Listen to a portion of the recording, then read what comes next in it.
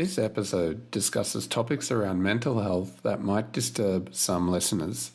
If you are affected, please contact your nearest medical support immediately. For Australian listeners, you can contact Lifeline on 131114.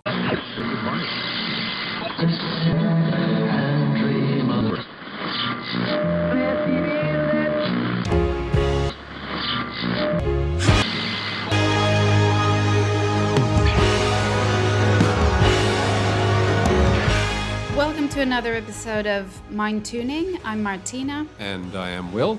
And today we will talk about the song I'm Just Ken, which appears on the soundtrack of the movie Barbie, which came out this year in 2023. I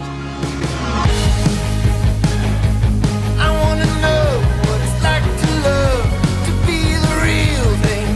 I was interested in choosing a song that appears on a soundtrack because I was interested to explore how the premise of the movie and the context in which the song plays affects or dictates almost our emotional response to the song. And I was interested in touching on a subject that does not tap into our more common emotional responses of love, anger, sadness, or nostalgia, or things like that. And so I found that song to be an apt choice.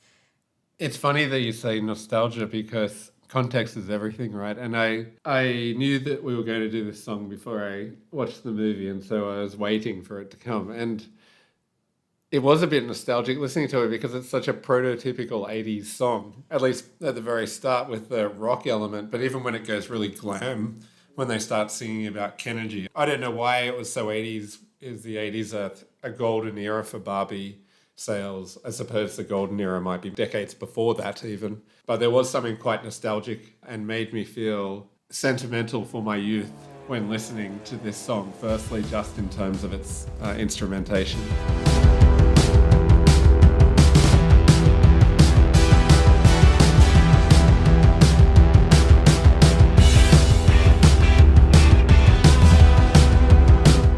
Did you play with Barbie dolls or I did Ken not. dolls? No, did you? No, I did not either. I wanted to because all the girls at school had the Barbie dolls. And then when my stepsister was gifted Barbie dolls and I got to play with them, I could not have cared less than I was. Right. I didn't play with dolls. But yeah, the whole movie, I think, for me as well, triggered a lot of nostalgia. It was a lot of 80s references. A lot of 80s references. Yes. And I was happy it turned out the way it did. I'm a fan of Greta Gerwig. And I thought if Mattel had to sign off on the movie, on everything in the movie, I thought it was going to be just a big fat advert for Mattel. And although it was, I thought they gave more room than I'd expected for social commentary and critique. Yeah, in terms of commentaries around mental health, it was really critical of common assumptions and the idea that someone, Ken, who is a character that we would think would typically have pretty strong mental health, that he would have a great ego and he wouldn't be racked with self-doubt. But what do you know? The way they portray him is that he is actually quite self-doubting and he is quite fragile and vulnerable. And in the lyrics where they say, it doesn't seem to matter what I do, I'm always number two. No one knows how hard I tried. I have feelings that I can't explain. And so this is not the impression of Ken that I received from the advertising and, very superficial understanding of Barbie and Ken. So I thought the movie took it to a place that was far more interesting. Doesn't seem to matter what I do, I'm always number two. No one knows how hard I tried. I have feelings that I can't explain. I was really happy with the way Greta avoided the cliche.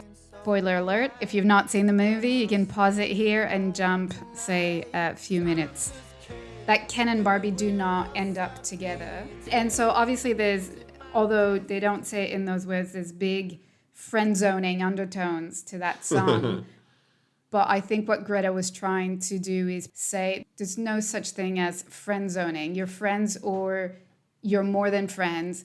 And the fact that one party expects more than the other from a relationship does not mean that you've been friend zoned. You Right. were always Yeah. a friend. Yep. And Barbie never questions that, never doubts that, never reconsiders or second guesses it, never weakens, never has that moment of realization of, oh my God, it was him all along. She's not stringing him along. No, she always saw him as a friend, never led him on, never suggested that there might be room for more. It's just him hoping for more, wanting more. But yeah, I felt for all of those who felt like they had been friend zoned, where he says, all my life been so polite, but I'll sleep alone tonight.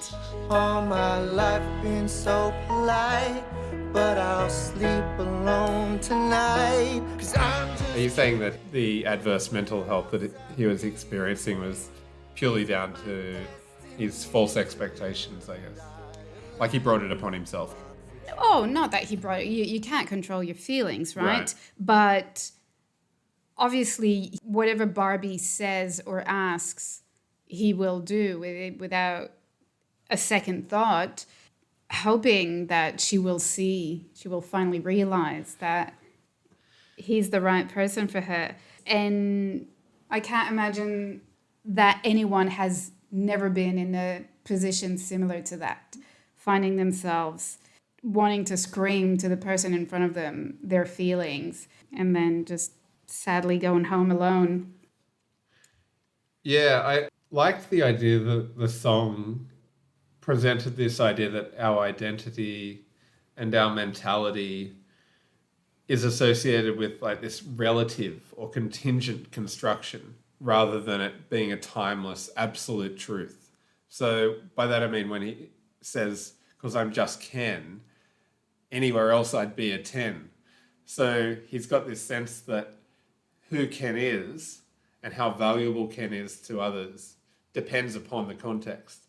And in Barbie's world, he's just Ken. In some other world, he'd be absolutely desirable. But Ken, as he knows it, isn't absolutely true nor absolutely identical everywhere. And so who he is, how attractive he is, how wanted he is dependent upon this context in which he's living. And the relationship between that and one's mental health, I think, is pretty clear in terms of how you have to be humble and you have to be willing to accept that not everyone is going to see you the same, and your expectations can't demand that everyone sees you the same in each context. Yes, and that's where I felt like she flipped the table a little bit, where some men might turn to anger when they say, who do you think you are rejecting me? I'm a 10. He stays humble and acknowledges that, says, anywhere else I'd be a 10, but to you I'm just Ken, and no matter how polite I am, I'll go home alone, I'll sleep alone tonight. I'm just Ken, anywhere else I'd be a 10. Is it my destiny to live and die a life of blonde fragility? I'm just Ken, where I see love, she sees a friend. What will it take for her to see the man behind the 10 and fight for... So following on from that, in the next line, when he asks if it is his destiny to die a life of blonde fragility, and I thought this phrase, blonde fragility, was really interesting in terms of mentality in particular. And the way I read it was, there was the idea of the pressure and expectation that is placed on those who seem to have it all, or who embody the parameters that society would typically associate with beauty and success and so on. And they embody them, but at the same time, they don't necessarily fulfill what these expectations might be. And when they don't fulfill them, then they're racked with much self-doubt and maybe guilt even, and a whole load of adverse mental health effects as a result of feeling the pressure of being, in their own minds, to have it all, but yet not really to have it all. Yes. And he goes on to say, what will it take for her to see the man behind the tan and fight for me? And I think the lyrics help to keep it light. What did you think about the last verse? I think it is, where it starts with, I'm just Ken and I'm enough. Yes. What is Ken doing there? Well, a little bit of self-motivation, looking at yourself in the mirror and like, I'm enough. I can do this. Yeah. And at this point in the movie, he goes on, he says, my name is Ken and so am I. Put that manly hand in mine. This So is at very, very modest. Well, all the Kens of the movie are sort of rallying together and they're about to take over Barbie World and make it Ken World. So this is a rebellion. This is the start of the rebellion, the rise of the Kens. And yeah, I think this is a moment where the analogy would be a guy who's rejected will then go on to try and pick up every other woman on his path just to soothe that bruised ego from the rejection. And hopefully the humility comes back in and they realize it's okay. Hopefully. But yeah, you're right. Like, this is a classic example of someone's ego being destroyed and them overcompensating in order to setting up the defenses, being resilient to a world that they perceive is trying to hurt them and unfairly treating them, and then taking out, at times, great vengeance against that world in order to reestablish their own sense of self and their own ego. I'm just Ken and I'm enough, and I'm great at doing stuff. So hey, check me out, yeah, I'm just Ken. My name's Ken, and so am I. Put that manly hand in. So maybe my last question would be, can you define Kenergy? Well, look, there's Kenergy before the rebellion, Kenergy post-rebellion. There's also Kenergy pre-rebellion, but in the real world, where he realizes he's a 10. He's not just one of many that look exactly the same. He's a 10 in the real world. And that's where his ego gets boosted. That's the worst thing for his mindset, isn't it? That thinking or feeling or realizing that he's a 10. Well, exactly. That's his heroine. And then the rest of the movie, he's chasing that dragon. He wants the power that he had as a 10 in a world of 5s.